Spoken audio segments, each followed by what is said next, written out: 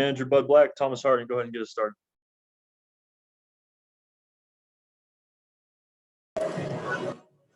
Hey, buddy, you hearing me? Yeah, I got you, Tom. Okay. All right. Well, I guess we talked about before the game the role that German was on. Started tonight's game. When did you see something special happen? Well, early on, I thought that, because of the pitch count and some of the swings they were taking, it looked to be a good night for German.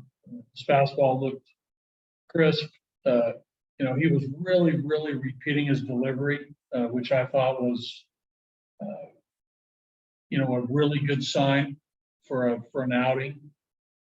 And as the game unfolded, I thought the fastball command, especially to the left-handed hitters inside, the breaking ball, both the curve and the slider, had good sharp break to it. Those pitches that that maybe were not well thrown, the Pirates either fouled them back or took them, which is something that has to happen in a game like this, where things go your way. The first hitter of the game hit a bullet, and Josh made a great play. So, but I thought as the game went on, German was pitching with a great deal of confidence and focus. I think that each pitch that he threw,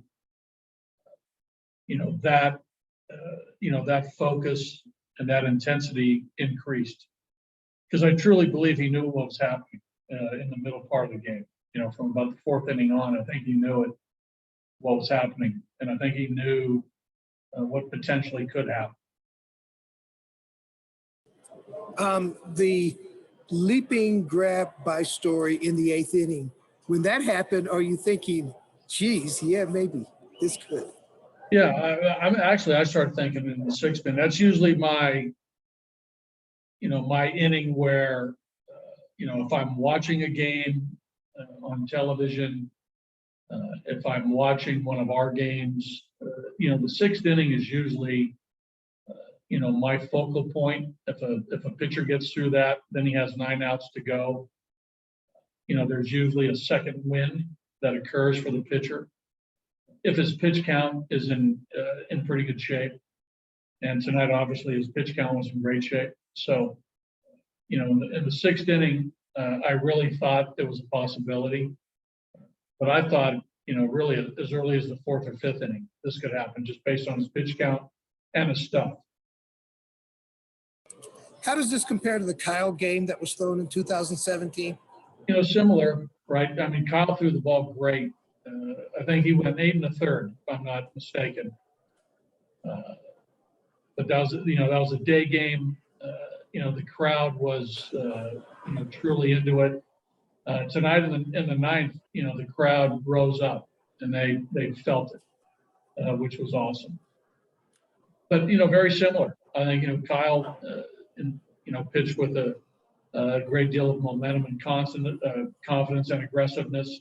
And I thought German did the same tonight. So very similar feelings for the guys on the bench, the coaches, and the players on the field. And last one from me. I asked you before the game about the role that German got on after that rough start in Cincinnati. Does this just feel like every time out something special could happen? Well, every game's different, right? But I think German's proven over his career, especially the last couple of years, that he's one of the most reliable and best starting pitchers in the National League. And there's some good ones. And again, where we play, I think that sort of puts an exclamation point on that. Thanks, buddy. Yep. Nick Rowe, go ahead. Yeah, hey, buddy. You mentioned how well he was able to repeat his delivery. For people who don't know, for fans, can you sort of describe how important that is? I mean, he really did look easy in the eighth and ninth. He looked very easygoing. Well, I think there's a rhythm, to anything physical. I've never really been a musician, never really been an artist, but you sort of get in a groove of, doing certain things physically. And, he was in that groove tonight. There was, a tremendous amount of, consistent tempo, rhythm, just in between pitches and just, his delivery. It just, really, rolled smoothly. And when that happens and you got the talent that he has with his arm, good things happen. And then you mentioned the things that have to go right in a game. Some of them are kind of cliche, but are you worried at all when he keeps hitting doubles?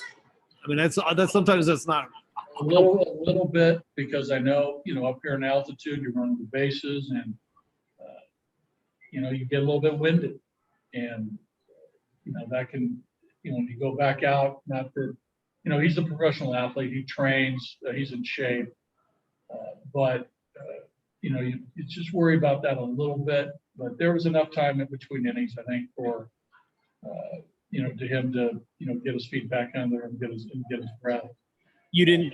The last at bat, again, I thought if he waffled another double and had to be on the bases, I might have been a little worried, because I want him to be totally fresh and under control when he takes them out in the ninth inning. So when he tapped it back to the pitcher and peeled off, I thought that was a good thing for her mom, right? To get back in the dugout and get a towel and get his breath and focus on Tom and the pinch hitter and Frazier.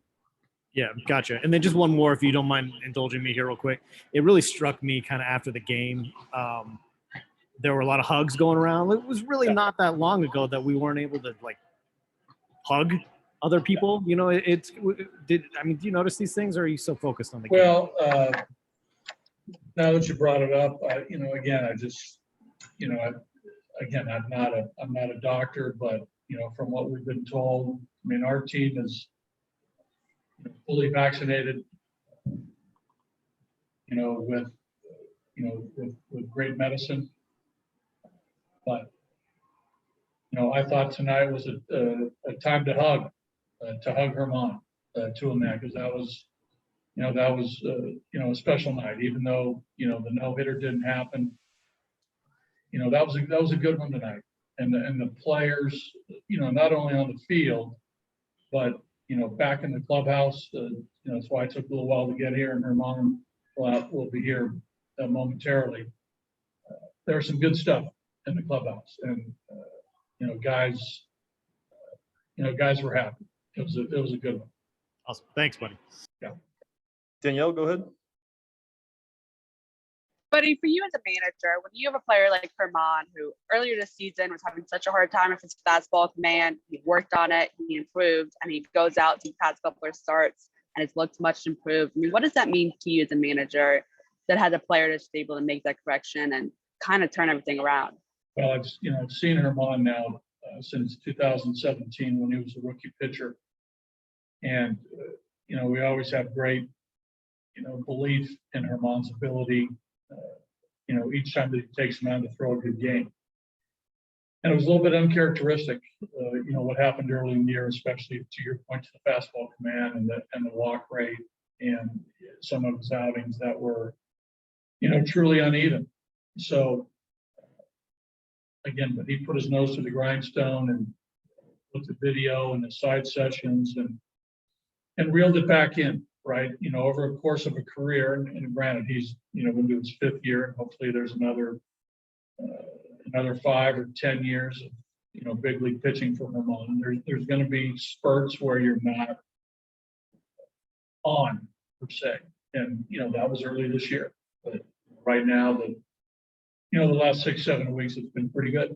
Right, I haven't really looked at the numbers, but I would think that of all starting pitchers in baseball, his numbers are all pretty good per start over the last 7 weeks. So he's that talented to be able to do that, that competitive to be able to do that, that professional to be able to do that. So, I expect that from him. And the thing about it, he expects that from himself.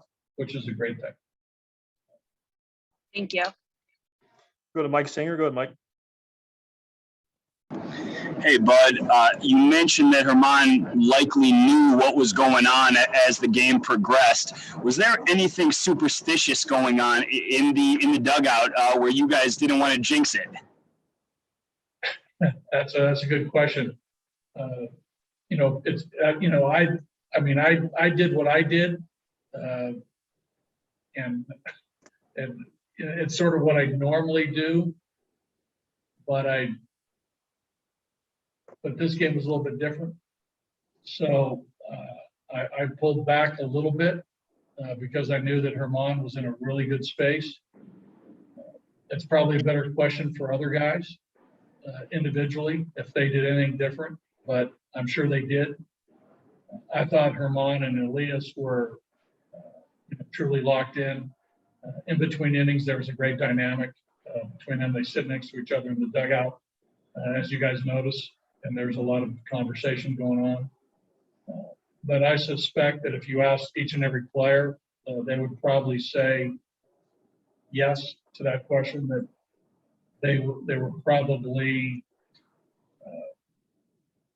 for lack of a better word, sensitive situation and didn't want to rock the boat, muddy the waters, whatever might happen in the dugout. They stayed clear of Herman and Elias with any conversation. But I think guys tried to keep it as normal as possible without really talking about a no-hitter.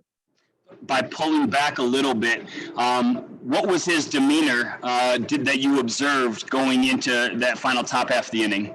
He was focused. He really was. And I thought he was focused, in the early part of the game as well. And he could probably answer this, but I do think that he sensed that this could be a really, special game. Again, in the fourth or fifth inning, I sensed that from him because I think he knew where his pitch count was. We got the 2 runs and we got the 3 runs, and that made it, I think for him, not that he had to exhale, but I think he knew that the game was in control as far as the 1 loss potentially. And I think he just focused on every pitch from there on out. And like I said, there was a couple misfires, and the Pirates, like I said, either fouled them off or took them, or mishit them in fair territory. But I again, probably a better question for him. But I think he knew what potentially could happen. Appreciate it. Thank you. A few more hands here. We'll go to Owen Perkins, Kevin Henry, and then finish back up with Thomas. Go ahead, Owen. Yeah, buddy. When you put this in tandem with his last start, when you talked about, that you felt like it could early on, you felt like he had the stuff to be perfect or no hitter. What are you seeing in those two? Was there anything different today, or is there something that was going on those two that he's carrying on one from the next?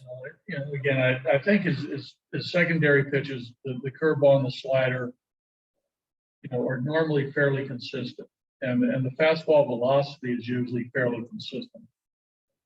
Where Herman, the challenge for him even moving forward is, consistently locating the fastball. Are you going to locate every single fastball you throw? No. But his challenge is to try to locate the greater maturity of every fastball he throws, because there is an intent and an outcome that you want to throw a fastball, whether it's down and away, whether it's in at the hands, whether it's at the top of the strike zone, whether it's a sinker to get a ground ball. I mean, there's a lot of intent with the fastball. And if you can locate the fastball the greater maturity of the time, it makes things a lot easier, and it makes your breaking balls better. But that's where his challenge is. But when he's usually on, the fastball has good command. And again, I haven't seen the replay of every pitch that he threw tonight, but it looked like the fastball into the left-handed hitters was spot on. It looked like he choked off a lot of swings. The fastball away to the lefties looked like it had good life, and it looks like it was nipping the corner. And if he missed away. His misses look to be the proper misses. And you mentioned last night, you said it wasn't a typical Coors Field game, perhaps with the score. Again, that would be the case tonight. I think we're seeing more and more of those, and great pitching at Coors Field this year. Is this one of the best examples you've seen in your experience of pitching at Coors Field? That was a good one tonight, Kyle. I mean, I'd have to Yeah. really think back to, some of the Chad Bettis game against Atlanta when he came back. That was a special game. Kyle's, no hitter into the ninth. Herman tonight. I mean, there's been others that, I'd have to look back and, if you just jog my memory, I'd say, oh yeah, that was good. There's been some good games thrown here, and we all know that this is a hitter-friendly environment. But when you got talent and you can pitch, a game like this can definitely happen. You think he's making a pretty strong case, legitimate case, to be a part of an all-star staff? Yeah, I mean, we talked about that a little bit today. I mean, we have, I think, what is he now, 7-6? His ERA's, between 3.5 and 4. Some of the traditional internal numbers are pretty solid. The walk rate's a little high. That's a reflection of early in the year, but he's thrown the ball very well of late. And we've talked about his place amongst National League starters, and he's right up there for me. Great, thank you. Okay, all right, guys. Is that it? We'll go to Kevin Henry with our last one. Go ahead, Kevin. Okay, all right, Kevin. It's a quick one, buddy. Just wanted to ask you about Diaz. You talked about him behind the plate, but also at the plate as well today with the homer for the second time. What are you seeing out of him as far as being locked in? We always, felt that this tandem would hit, right? And it's been the first half here. Kevin, we talked about the first half. Yep. Today, the 81st gamers. Tomorrow, Tomorrow. I forgot. Anyhow, I do suspect that those guys will pick it up. I think with Elias, there's too much bat strength. I think what you saw tonight, the homer last night, the base hit to right field, the 3-hit game the other night. I think it's coming. I think he looks more relaxed. The aggressive swings are not as prevalent. So, he's catching more and he's catching great. Actually, he and Dom both are, I think, are both receiving the ball well and all the things we look for a catcher. But tonight, again, looking out there, I'm not sure how many pitches Herman shook off. Probably less than a handful from just my visual of watching Herman. They were in sync tonight, right? And I think that Elias did a great job tonight calling that ball game. But overall, I think he's picking up some momentum with the bat. I think his confidence is in a pretty good place too, based on what he's done the last couple of weeks. So hopefully that continues because he's got some talent. I mean, we know the arm. He's won us a couple games with the arm. Yesterday's throw to second base was, one of the best throws I've seen this year, along with the one game against San Diego where, he threw Grisham out of third base. I mean, there's been some tremendous defensive plays by Elias. So he's talented, and I think we're starting to see that talent in times from game to game.